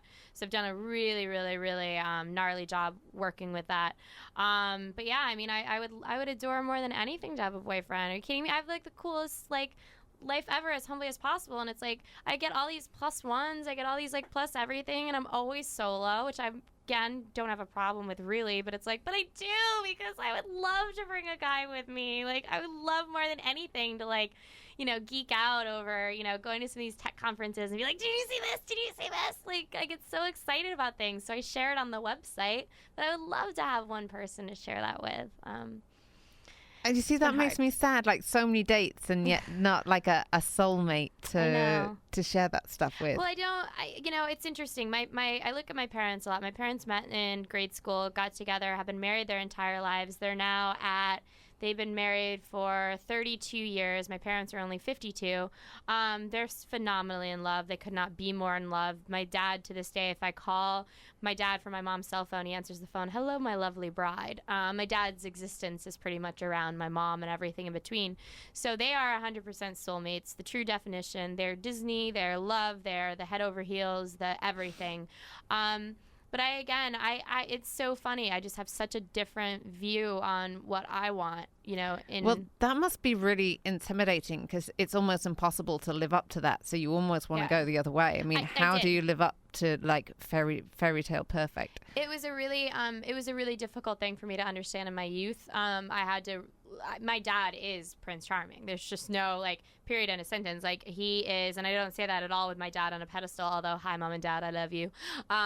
It was very much so difficult that my dad would come home with, you know, when they could afford it. When they first got married, they obviously struggled in raising young kids, but then when they, you know, both their businesses became very successful, he would come home with jewelry for my mom just because, like, you know, flowers and candies and, you know, anything she could have desired. It was, sure, sweetie, you know, they'd go away on these exotic vacations and stuff. And I mean, it was impossible to understand that, wait, not everyone else is like this? What? So I went the exact opposite way. Life must have been completely a disappointment. Like, after having seen your dad and him being like that, the real life must have been like such a disappointment for you. Oh, I had to begin to set realistic expectations. Like, which is sad. Why can't your dad be the realistic expectation? Why can't that be? Yeah. I mean, why can't the world come up to your dad's bar? I wish. You know, I genuinely do, but I look at life from a very realistic perspective of, okay, this is a constant. That is, my dad is the exception, not the rule. The constant is that men aren't going to necessarily be that attentive. They aren't going to be, you know, everything in between. Why aren't you, Jason? Like, why aren't men in general? Stand up to why are men in general not like Jen's father? Do you think it's fear? No, I think there are. Of course there are. I think Jen's just looking for something that's maybe unattainable. Ooh, tell me more. I'm always willing to learn and better myself. Well, I mean, I think you said it yourself earlier when you were saying that, you know, it becomes a reflection on you, what your experiences out there in the field, so to speak. Absolutely. And there's a lot of dates to go on without getting much success. But I think, too, the definition of success is so different. I view the entire thing as incredibly successful because I learned so much about myself, and now I had next doable actions to learn on issues that I had that I could address. Whereas if I hadn't gone on all those dates, I wouldn't have had that info. And especially too, like with the emotional unavailability component, that was such a eye-opening thing, because I never would have told you I was emotionally unavailable, because again, like, well, I see that just because the very fact that instead of it being you dating for real, you're taking a step back and putting a barrier and saying, this isn't me dating for real, this is a social experiment. Yeah. And so that alone sort of puts a wall up of like, this isn't me, this isn't for real, this is a social experiment. I'm outside of this observing you.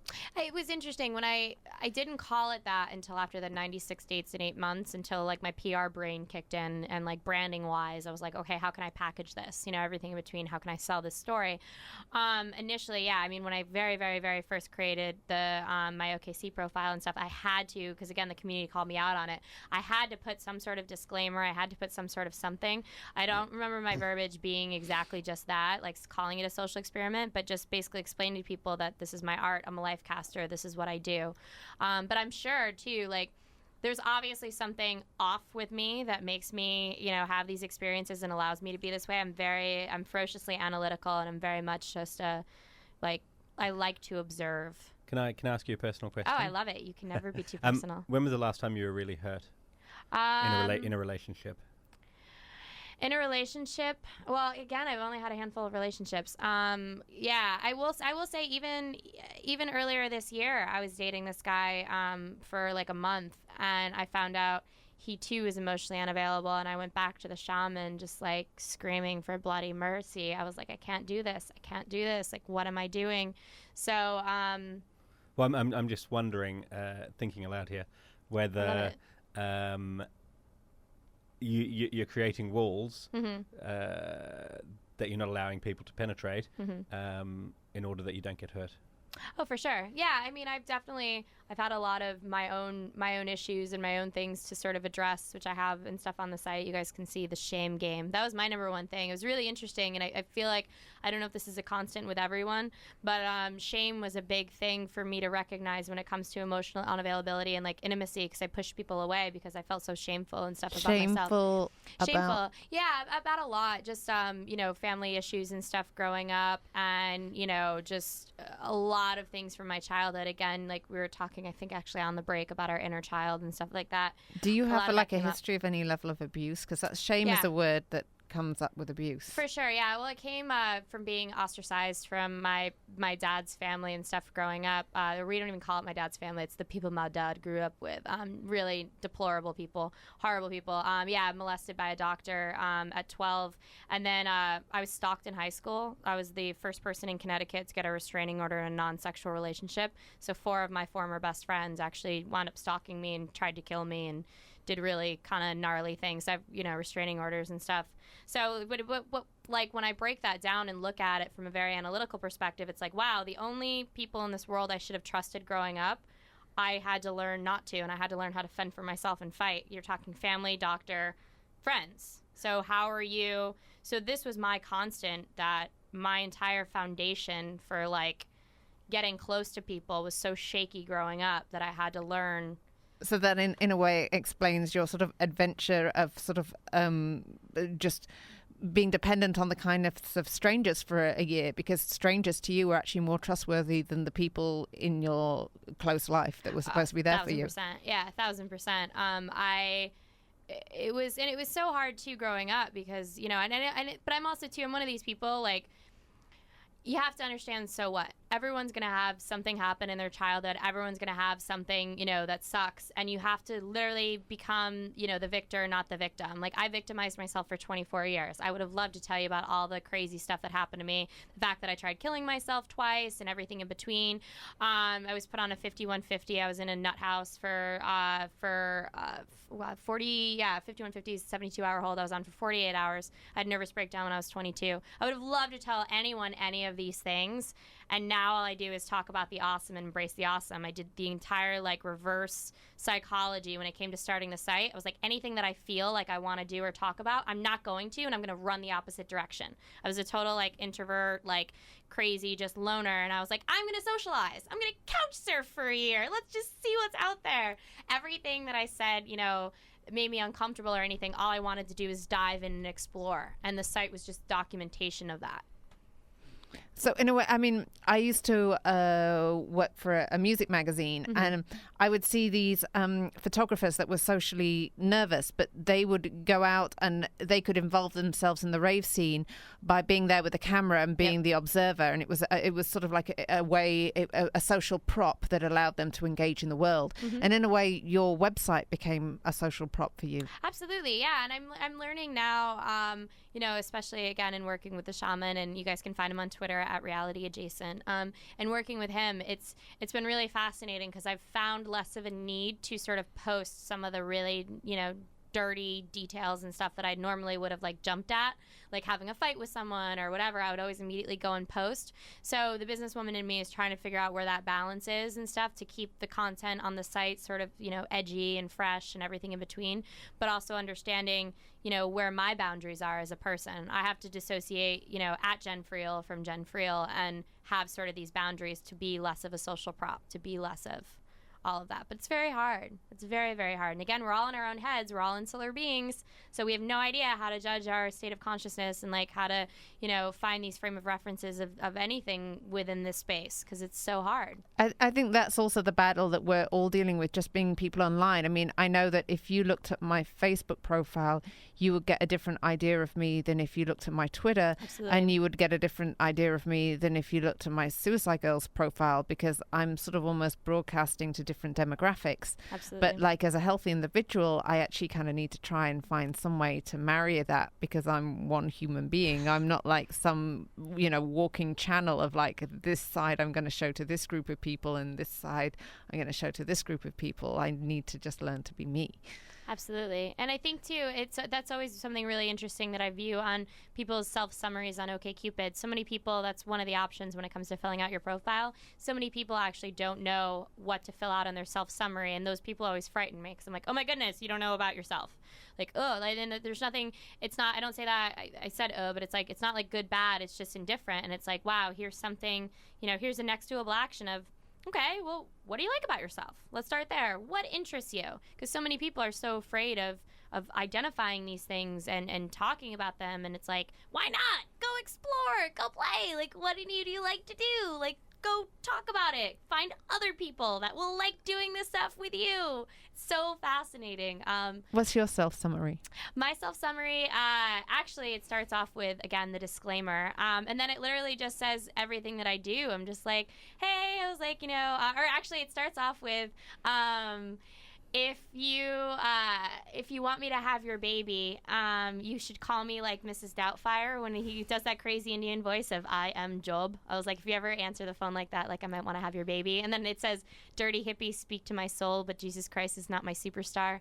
And then I'm like, now that I've got your attention, I was like, hi, I'm Jen. Like, it just talks about what I do. That's kind of heavy that you bring if you want me to have your baby. And I mean, I would imagine that would terrify a lot of guys. Yeah, but it's but not is that I intentional? Yeah, it's intentional. I normally catch people off balance by, I mean, it's so, and it's funny how many people actually remember that line, because I'm obviously being so cheeky in it that it's not like, you know, that's an immediate thing that I'm looking for, but it's just so like out there and ridiculous. So that always catches people off balance, and then it's like, hey, I'm Jen. I also have like Matrix quotes and like the Big Lebowski quotes in my profile, which definitely catches dudes' attentions.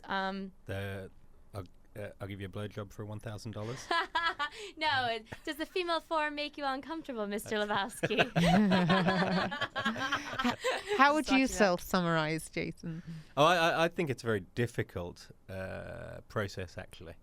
Why? What in that makes it difficult?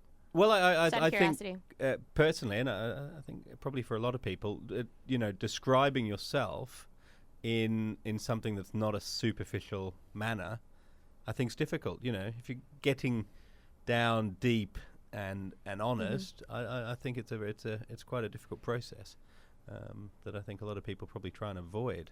So getting something that's fairly meaty and honest, rather than quite superficial. Yeah. I think most of them are probably quite superficial. I think, yeah. I mean, because it's also too like you want to remain humble. You want to remain like, you know, truthful and matter of fact in who you are and how you're representing yourself. I do. I think it can be a bit hard, but I also find too, the more that I'm talking with, entrepreneurs and stuff in particular, and anyone in the tech space that starts a company, they're so like incredibly matter of fact on this is what I'm good at, this is who I am, boom, boom, boom, boom, boom, and they can just define all of these qualities and these things that they are. And these people always end up being so successful because they're like, this is just period, end of sentence, this is what I'm good at, this is what I know I'm not, this is what I'm looking for. Like, they've just figured this stuff out. They've done their personal journey, they've done this, and I'm so inspired by those people because it's like, wow, like it's just so phenomenal to be like, this is what I'm interested in, like, talking about Desperate Housewives and petting kittens while knitting a sweater. That's amazing. Like, go you for liking that. That's a great niche to develop. But it's so fascinating to me that, like, especially when it comes to dealing with tech entrepreneurs and stuff, I always find those people. I've never found someone in the tech space that's a successful entrepreneur in any capacity that has said, I don't know about myself. Right. So interesting. Well, I think we should go to another song, and then when we come back, I want to talk about the stage show, because I'm definitely going to be there next month. So going to go to one of my favorite songs by a band called Graffiti 6, and we will get back and talk about the dirty truth about nerdy girls.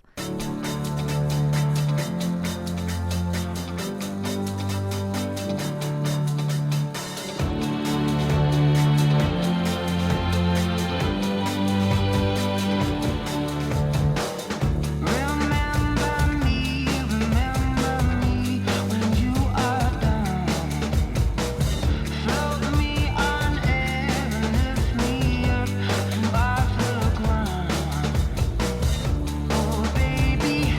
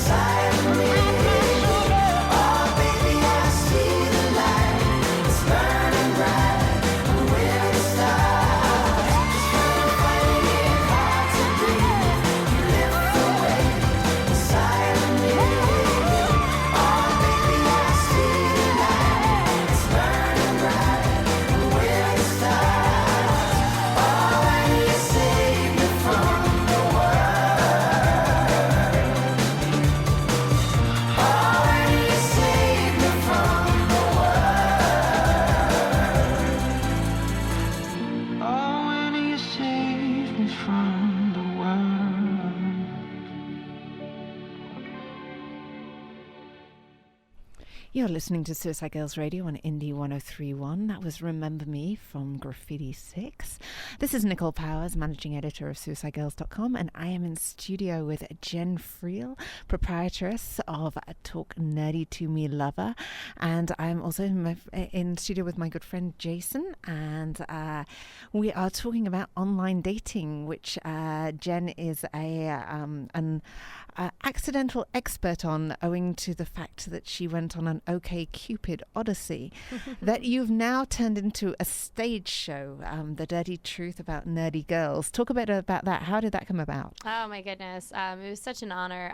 In December, I got an email on Facebook. I was actually on the Anytime show with Dominic in November, and this guy who was, I guess, at the show or was, talking to the dude about it, he basically said he found me on Facebook because I give everyone on my Twitter and Facebook info and stuff, and he sent me an email, and he was just like, hey, he's like, have you ever thought about turning your website into a stage show? And I was just like, no. It was literally the one thing that we had not thought of. I'm thinking about, scaling so many things with the site, and it's like, I'd never thought of that.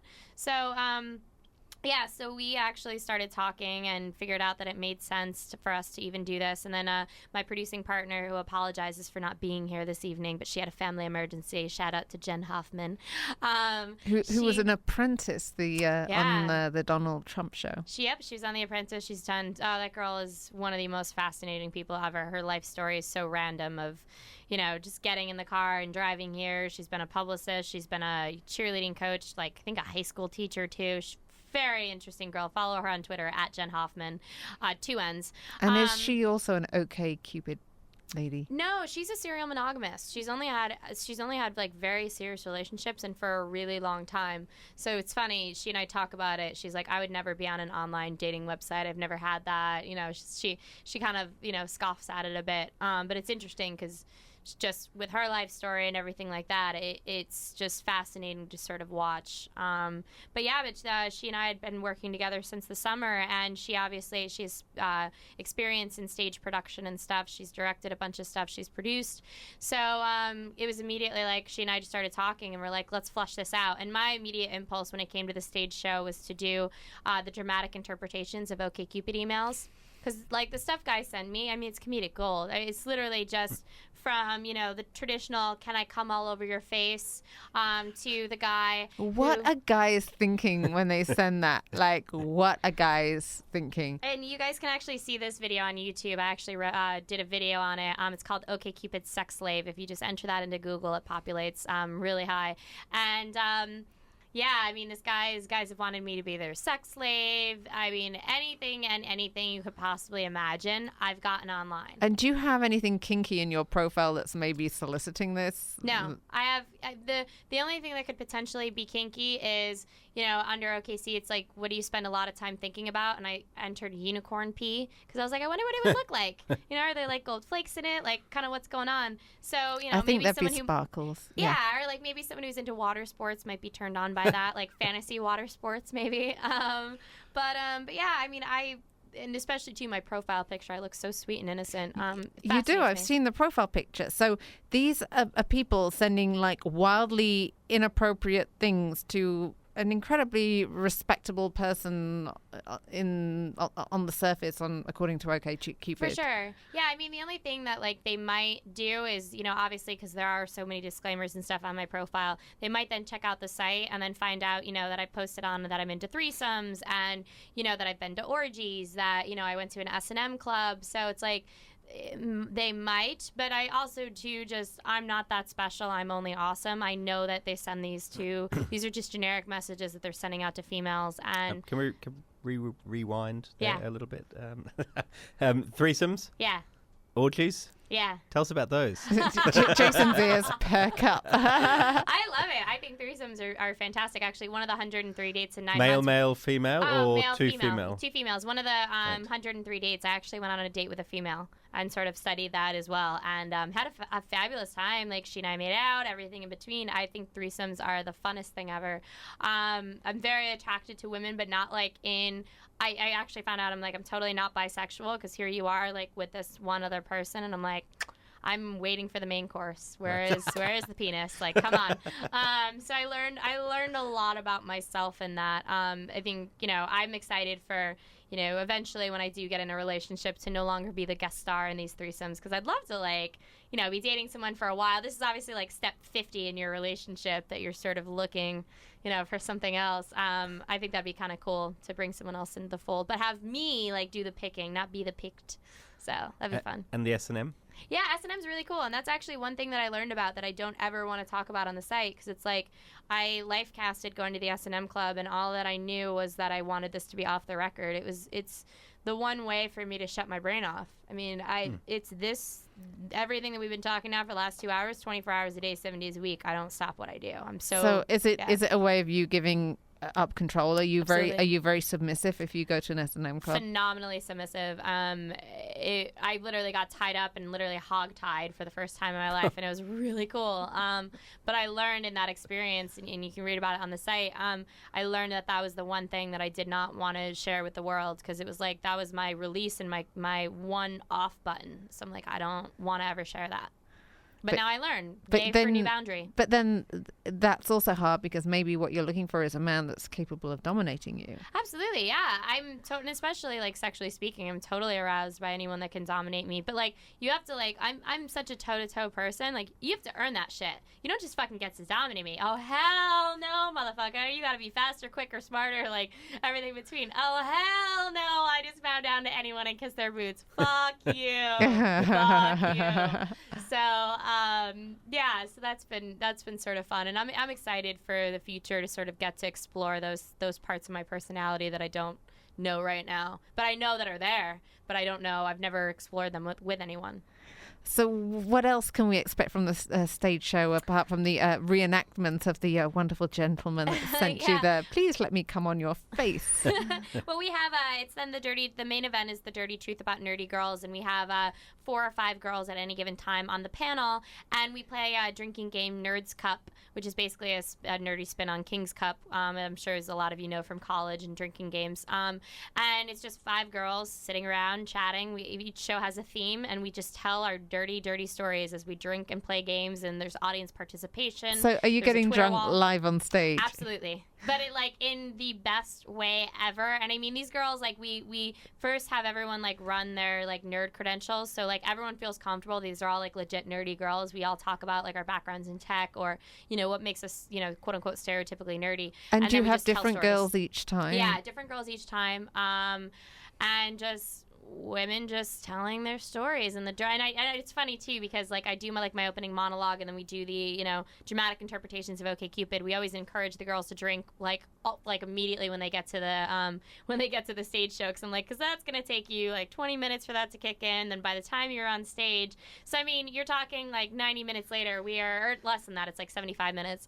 We are good, and the truth comes out, because I mean you can't. Nerds are so like anxious and analytical. We're so in our heads, even more so than anyone else, that you sort of need alcohol as that lubricant, to sort of really kick it up a notch. So fun. It's so fun. And we just had our last stage show on Friday, and it's getting better and better every time. I'm so excited.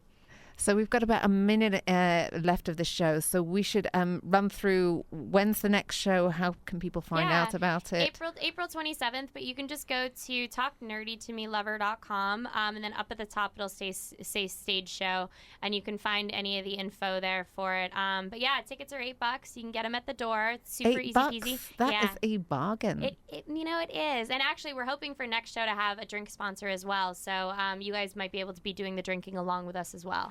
So it'll be really, really, we're just all about having a good time, and it really comes through. And is there a level of audience participation? Or? Yeah, there absolutely is. Yeah, we had people, you ask questions and stuff, like if we draw a certain card. We had people, like, at the last show, we weren't allowed to, like, touch the table. So, like, it was funny. The guys from the dramatic interpretations of OkCupid had to come out and be our hands in storytelling. I mean, we were dying. We were, like, all laughing so hard. The questions were amazing. It was just off the charts. It was so much fun. We had such a great show. I am so going to be there next time. Yay! Jen, thank you so much. Jason, thank you so much. Thank you. Yeah, I mean, please come back. This has just been the 2 hours has just flown by. I can't believe that it's midnight already. And thank you very, very much. So you've been listening to Suicide Girls Radio on Indie 103.1, and this is Jen Friel and Jason. And if you want to hear more of Jen's nerdy tales, go to talknerdytomelover.com, and also look out for her columns on Suicide Girls. Indie 103.1. TheIndependent.com. Hi, hier ist Gabi und du hörst meinen Mann Jonathan L. auf Lopsided Word of L. Ja.